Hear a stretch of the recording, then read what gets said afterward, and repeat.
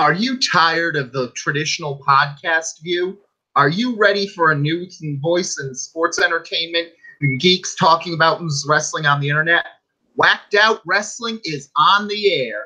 I'm Thomas S.K. Green, and with me as always is Prince Moxley Lopez, and we're here for a new podcast to add yet another to the whole level of podcasts in pro wrestling. Take it away. We love wrestling. Clap, clap, clap, clap, clap. Whacked Out Wrestling. Clap, clap, clap, clap, clap.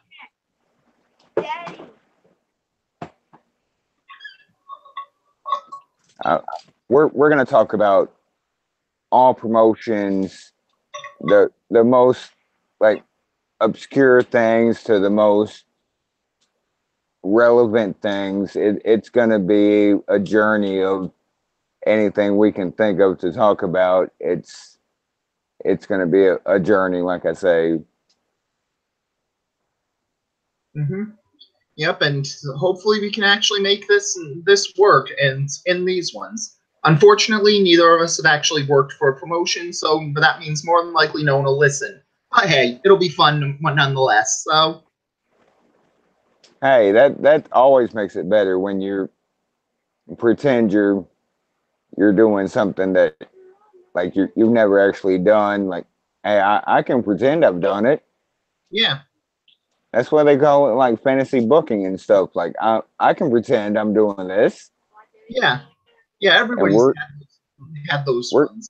Like I remember my first time training with in the basement at the weird guy down those streets matches. And it was pretty much the same as wrestling, I guess. I'm okay.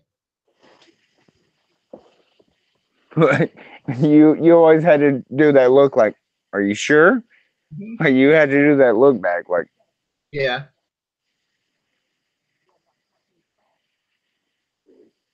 There's not much and I'm sure Greeny and I haven't really spoken about it, but I'm sure we're open to suggestions of promotions of anything you want us to cover.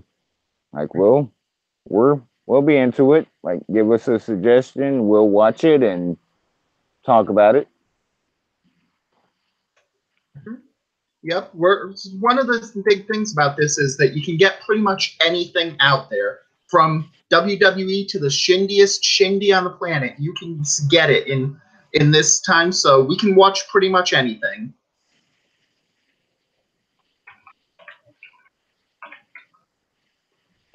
I don't really have a line of like I'm not watching that. Like I think I do, but when it comes to downright asking, like, hey, watch this, I'm like, sure, I'll watch it, even though I may have already seen it or know what happens. Like, sure. So, yep. Whatever floats your boat, we'll whack it out. Oh, yep. That was not PG. Well, that's one of the pluses of this. We don't have to be PG on these things because we're not trying to be the normal ones here. So, let's Money in the Bank.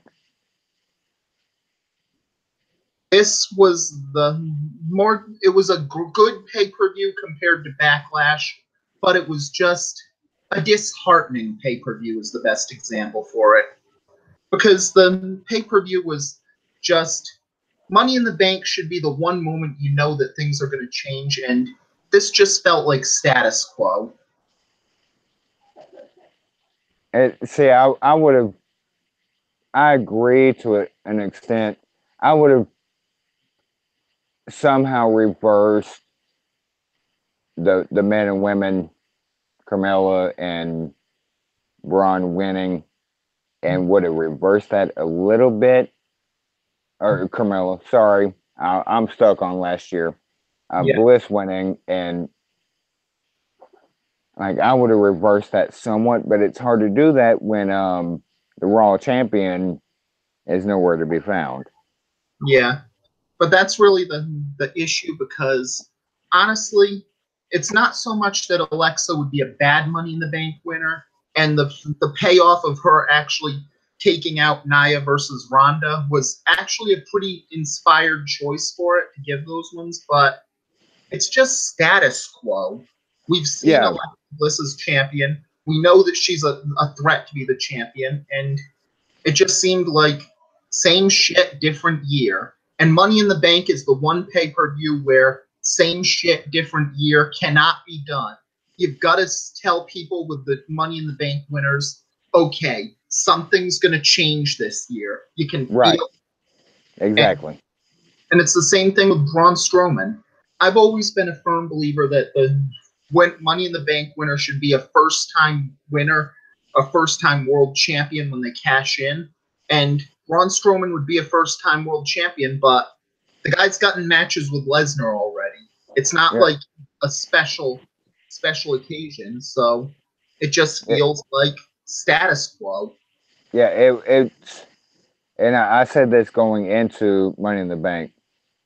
Like Braun didn't, and I know there's a debate of need, and Braun didn't need it, Mm-hmm.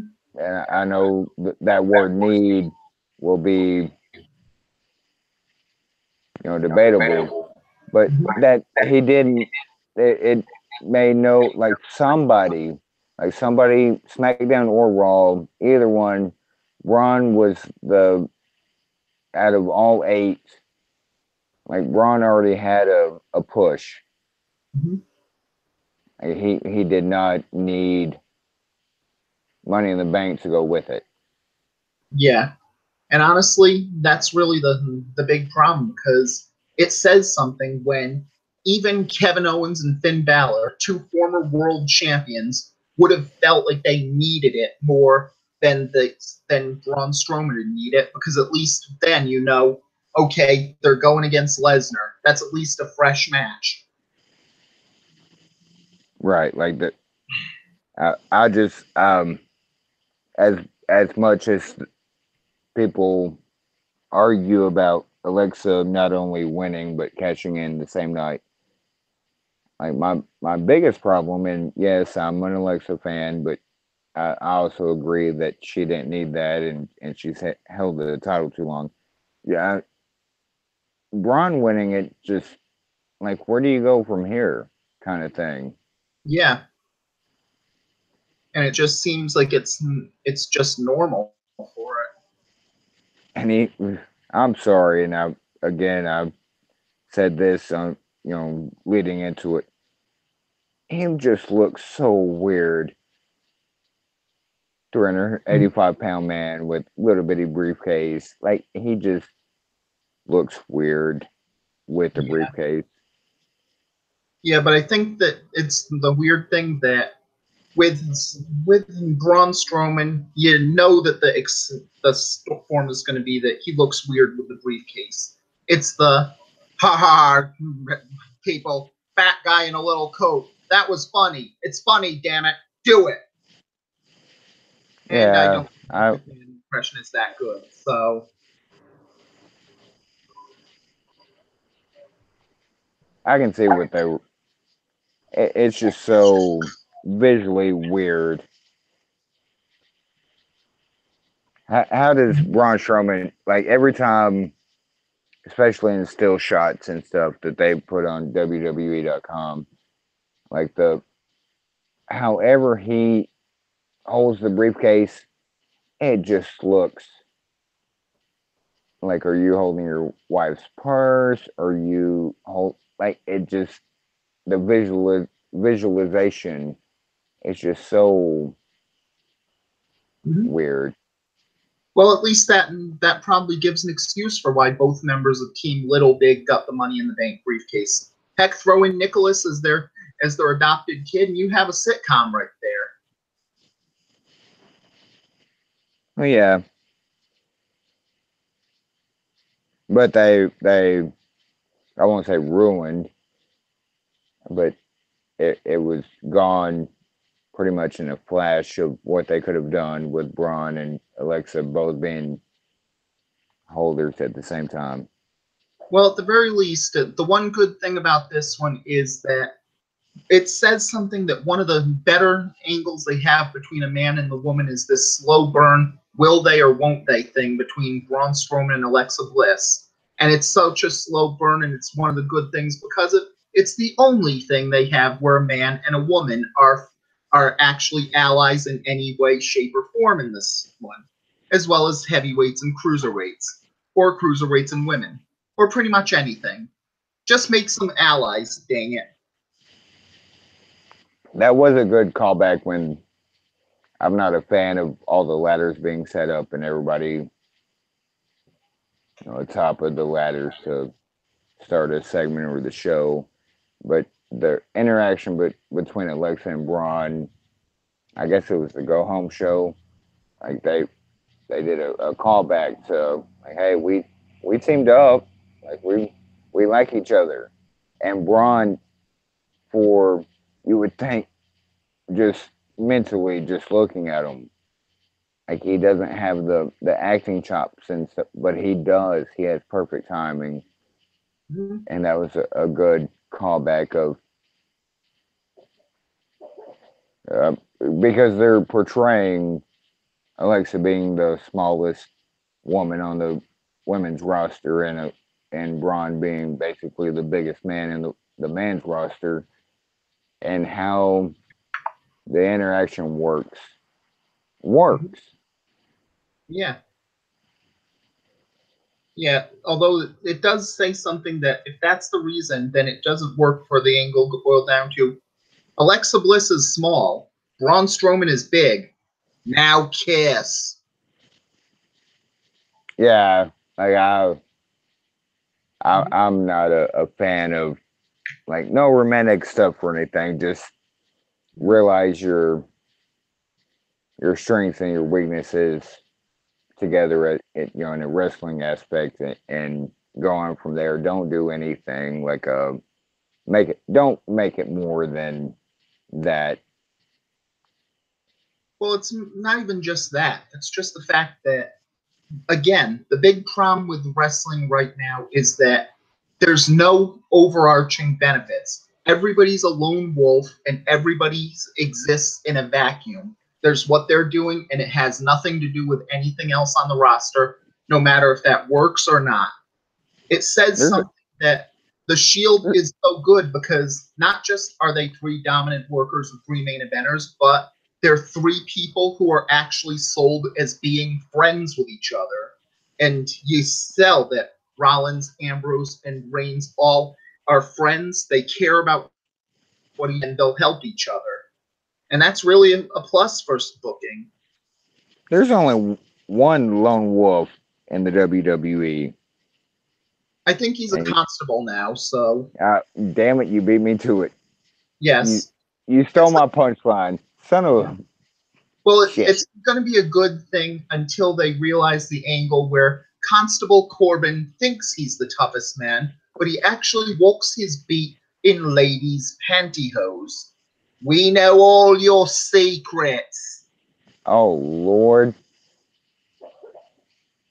and it. I'm happy that as a Baron Corbin fan since NXT days, and I know that's such a smarky thing to say, but like seriously, um, check my resume. Like I've been a Baron Corbin fan for a while. I hope they don't. This is his best work. It fits him. He feels, you can just tell he feels natural in it, Mhm. and I don't want them to go too far with it. And I damn sure don't want the emasculating Stephanie to come through and ruin a good thing that they've had. Yeah.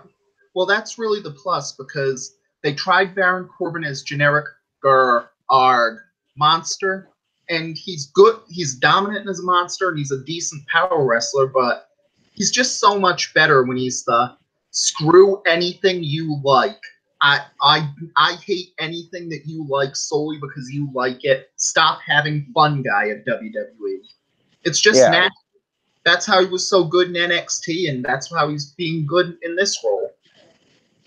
I'm not sure the wider or broader audience would get, if he told so and so to go back to a promotion they were never in, like he did in NXT.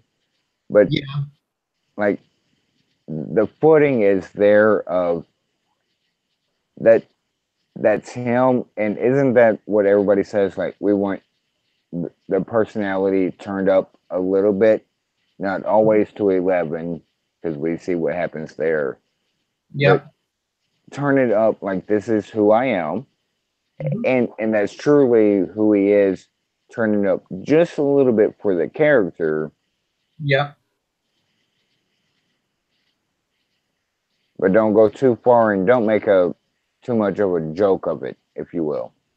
Well, yeah, but that's also the plus with Corbin Sorry. because honestly, one of the best at the. Hey, wait a minute. We homegrown guys are pretty good too. What about us? Yeah, That had worked in NXT, and now it can start to work on the main roster, but it doesn't work when no one cares about their indie experience on the main roster. Heck, the first guy he's been going after was No Way Jose, and No Way Jose has no indie experience to speak of. yeah, some. Yeah, but I don't think people are really waxing poetic about CWF Mid Atlantic work. So Right, right. I know what nothing against you're that saying, promotion, but but no, it's not one of those promotions out there. it's not like Amish, coming from La Sombra and Yeah. like the talent and everything was already there, just no mask. And hmm Yeah. I'll give you that much that No Way Jose is pretty much like there was some developmental, even before NXT, WWE, like hmm there was some. He didn't just like show up one day and like, hey, I want to try this wrestling thing out. Yeah.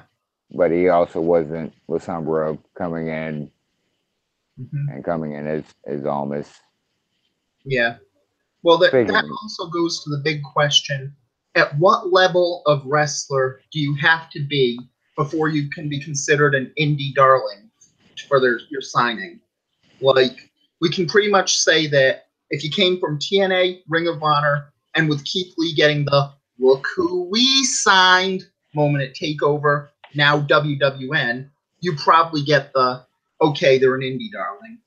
Then you have the second tier of it with Shimmer, where some Shimmer women can be seen as big signings, some Shimmer women are just they're regular wrestlers, and then from there you get the lesser indie promotions. And see, this is where I have a problem to a degree. A lot of things I just like, oh, we're doing this again. But like, it can't be both ways. And Mm-hmm. some people, um, how do I put this? Some people, like, okay, some people, and I say some people, and I'm sorry for saying some people, but there's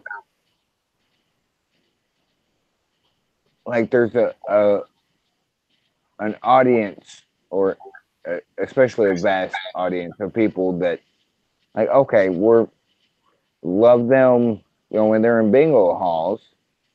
Oh, they went to WWE, they suck. Mm-hmm. Like what? I don't get that kind of. Yes, there. I've seen better matches of insert wrestler X here and less, in smaller venues.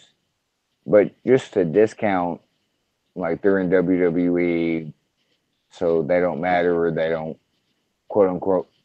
I'd like to, I miss that they're wrestling. Like they're still wrestling. Yeah, I don't get that mentality. yeah, and it's worse when you remember that WWE wrestling on an X's and O's scale is pretty good on it. Where traditionally you could always point out the worst wrestler on the roster who's just terrible. But right now, if you asked yourself, who's the worst person in WWE at the moment? Dolph Like, Ziggler. It's even that then, was Ziggler's still a, pretty good. yeah, that was a joke. Sorry, that was Yeah. a No, snide. I would perfectly accept Dolph Ziggler as the worst wrestler in WWE right now. God, he's so. Mm-hmm. Uh, Mm-hmm. I don't know. I think he's the next big thing. He's a star person. Welcome back to 2011, everybody. and then they rehashed it in 2014 Mm-hmm. Survivor Series. Like, Well, honestly, that was just a problem with the fact that in 2014 he had gotten to the point where he probably could have been a star just from that Survivor Series match. and And they did nothing with it. yeah, well, at least there's the case where Meltzer had reported at the time that the hidden thing that you were supposed to know is that it was possibly one of the greatest what ifs in wrestling history in the modern era. Namely, if he didn't have his hernia, Roman Reigns is in Dolph Ziggler's position at Survivor Series 2014. Yeah. Oh, and the backlash that would have come from it. I don't know. With how good that match was, I think that it would have helped Reigns, honestly, because it was Yeah. just a really well booked match. Ziggler with his back against the wall, having to go through three guys to do it, and somehow managing to win on it. I think it actually helps Reigns a bit more if he's in that role. I can see what you're saying, but I also see where we are now and reflecting upon. They even made him look strong, and like I just see a lot of Dolph. You switch Dolph out for Reigns, and you're gonna have the detractors of. See, they even did this. They even they ruined the Sting showing up to WWE because it's all about Reigns. You know how Yeah, people. but honestly, Yeah, I still think with the booking of the Survivor Series 14 match, if it was Reigns and not Ziggler, it probably would have been so much better in that one. First off, because it was a good match. The only weakness between the two is that Ziggler is an incredible seller, and Reigns is an ass kicker who shouldn't be selling that much. So Ziggler was much better at drawing sympathy than Reigns would be. And the right. second part of it, if you think about how bad that storyline was of Cena gets the Authority brought back. The Authority immediately fire all the members of Cena's team. They have to fight to get into the Royal Rumble and then end up through that one. If Roman Reigns was in Ziggler's position and he gets fired unjustly by the Authority, he has to fight his way back to get a spot in the roster in the Royal Rumble, and he has his back against the wall and wins the Rumble. It may not have gotten over, but it would have been a good story. And if it was a good story, eventually people would say, sure, why not? Yeah, that would surely there would be some less harsh criticism. Um, Once Royal Rumble 2015 happened, there for how do I put this? We get what they were going for, but once that actually happened, and with the Daniel Bryan thing, that was peak. Daniel Bryan, there was no, and some people's eyes, there was no turning back. Yeah. Yeah, but honestly, I still think the problem with Roman Reigns there is that he's never really gotten any good story work. For someone who's supposed to be at the top, he's just as poorly written as everybody else is on the roster, and we've never seen what they could do when they actually give him a story. in my opinion, he's the worst booked. If we're talking about the book, Hmm. he's the worst booked SmackDown, Raw, WWE period. His booking does not translate. It's so bad. Hmm. Yeah, and that's really the shame on this one because Roman's just good enough that he could absolutely be a star if they booked him right. It's Yeah, just like it's the same point with at least he's got all the tools on it. He's similar to guys like Sheamus, Alberto Del Rio, Jack Swagger. On paper, those guys should be megastars, but in practice, they were booked poorly. They weren't given those ones, and there may even be a case that since they look like they were cut out of central casting for what you want a top star to be, the people on the IWC decided, nope, we don't want them because they look like central casting's idea of a wrestler. We want guys from the indies. yeah. And for some reason, all those guys should have been slam dunk prospects to be stars, and they just didn't. And it's weird. I think a lot of fault lies in when Roman was coming up, if you will, when he was transcending, versus when I'm going to use the term bingo hall again, indies, when there was such a divide and he just happened to be the guy of, where were you at, such and such? Or Roman gets so much flack for stuff he doesn't deserve. I Yeah. like Roman. Like he's not the worst wrestler. Like Yeah. he entertains me. Hmm. He's actually really good Yeah. at what he does. But at the same time, I can, at the slightest vision, see that transition of uh, Smarks, Hmm. Smart City, Yeah. like of where they wanted more, and I, Roman is such. Roman is the most curious case of any wrestler of all time, Yeah. in my opinion. Yeah. And that's really the weird thing because he's a great power wrestler. He's good at what he does. It's just that they just don't know how to write him.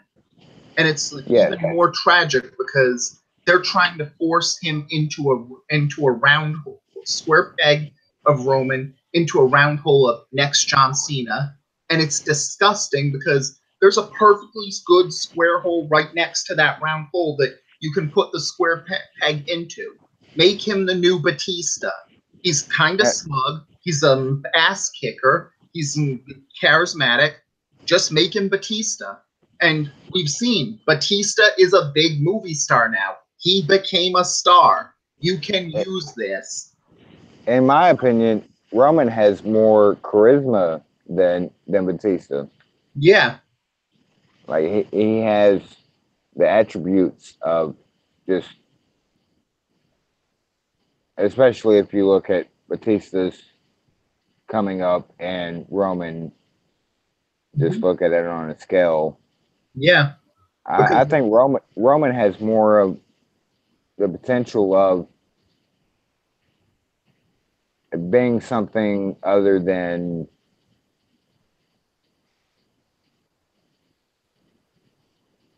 I've lost my words, but I do that a lot, so that yeah. happens.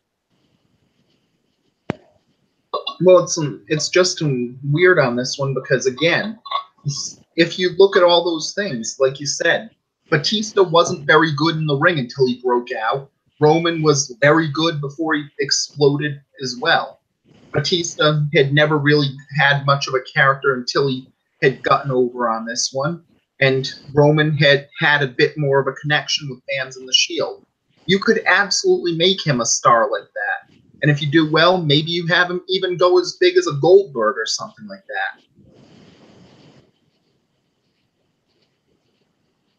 And that's where I can't say disagree, but like Goldberg, that was so much of a booking thing that was like lightning in a bottle, if you will. You can't replicate that. You I can't don't know. duplicate that. I think you can replicate it because no matter what fans think on this one, the 50-50 booking thing is probably what's hurting Roman as much as anything because Well, with yeah. But where would Goldberg be if he? eventually they're going to get over. And really What that's if you, because how it in history you attach Goldberg with Street. If yeah. those two things were not common, where would Goldberg actually be?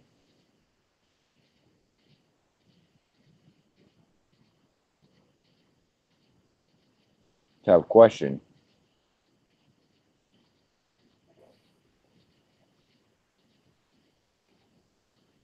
Hello? Dead air. Dead air.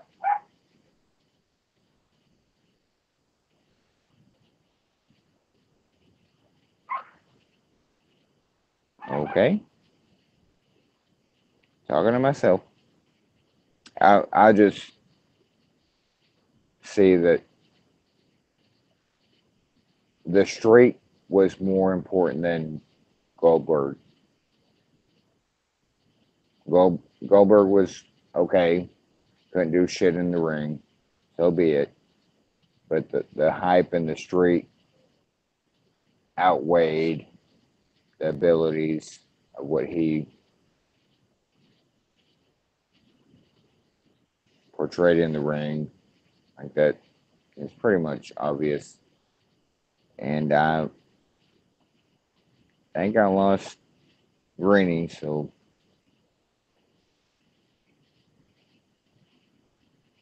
I will end it here. I guess the connection got lost. Smart City, thesmartcity.com, and Greeny,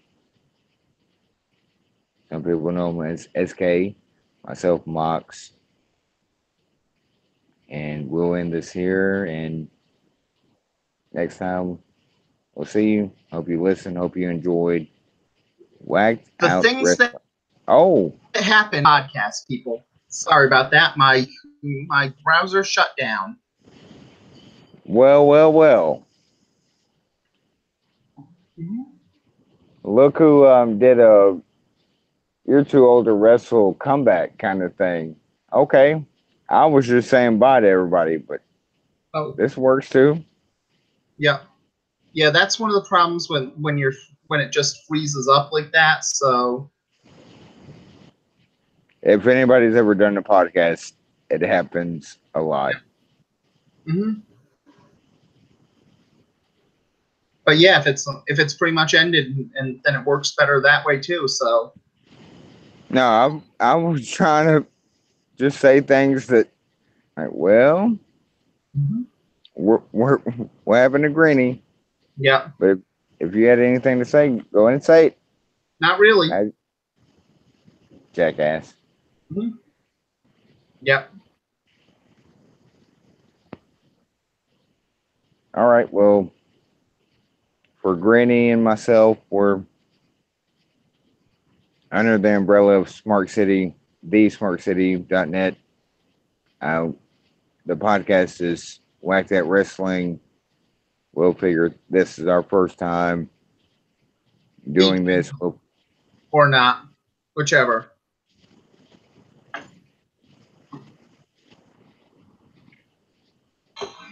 We'll figure things out down the road. But this, if you're listening and if you've listened this long, thank you for listening. And Yep.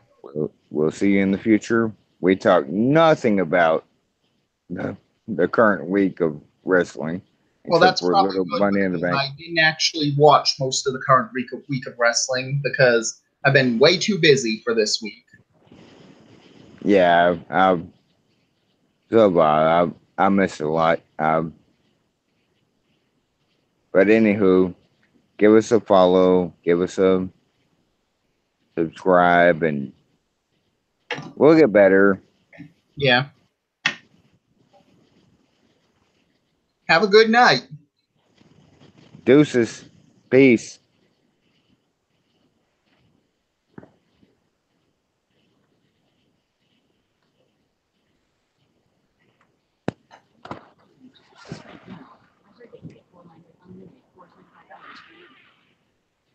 We're still live, and I can't. Yep. Yep. This feels Uh, like that one interdimensional cable episode of Rick and Morty where they just kept going on the commercial and that you didn't know when it was ending until it suddenly uh, continued. that's my son in the background saying hello. Mhm. Ha- Dang it,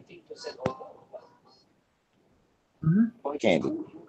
Will you please end this? Yeah. Because Trying to end. like we're live. Like seriously, we're live. Will you Yeah. please? No, this is I'm just why whacked out wrestling. Will you please end the live broadcast, please?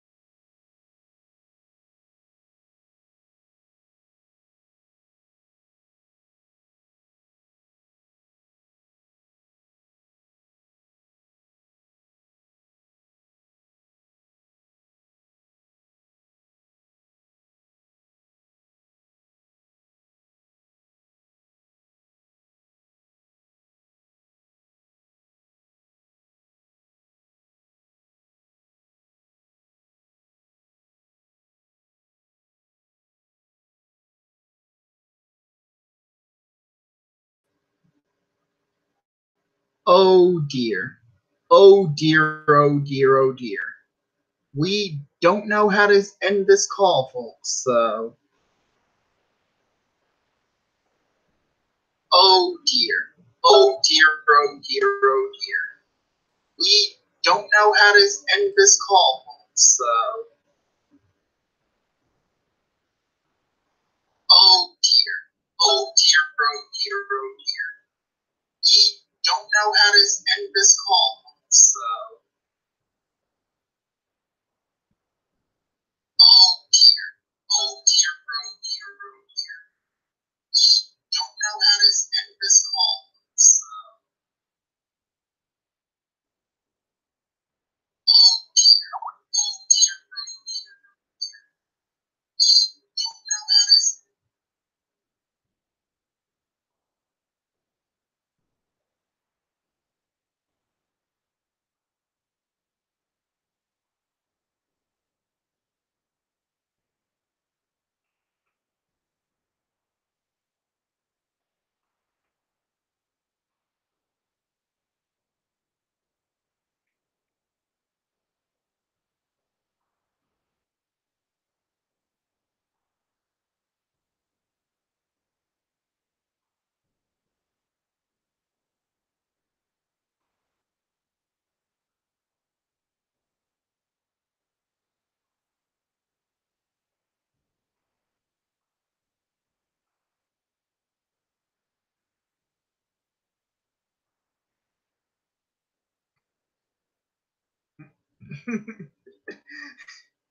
This is just bad. This is just bad.